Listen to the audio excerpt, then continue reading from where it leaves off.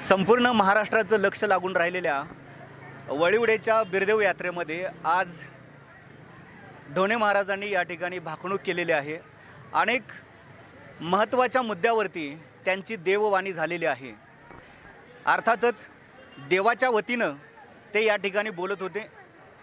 त्यांनी या भाकणुकीमध्ये मेंढी माऊलीसह आजार बाजार रोगराई त्याचबरोबर राजकारण समाजकारण अर्थकारण पीक पाणी अशा विविध विषयांच्यावरती भाष्य केलेलं आहे।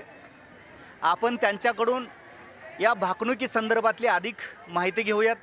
ढोणे महाराज, संपूर्ण महाराष्ट्रातल्या सकल बिरदेव भक्तांच्याकडून मी या ठिकाणी तुमचं स्वागत करतोय। तुम्ही अत्यंत महत्त्वाच्या विषयावरती या ठिकाणी भाकणूक केली, ती म्हणजे तुम्ही सांगितलं की मेंढी माऊली पालखीत बसेल। हे जर आपल्या सर्व भक्तांना फोडून सांगा, कारण तुम्ही पुढे असं म्हणालात की धनगराचं पोरगं मेंढी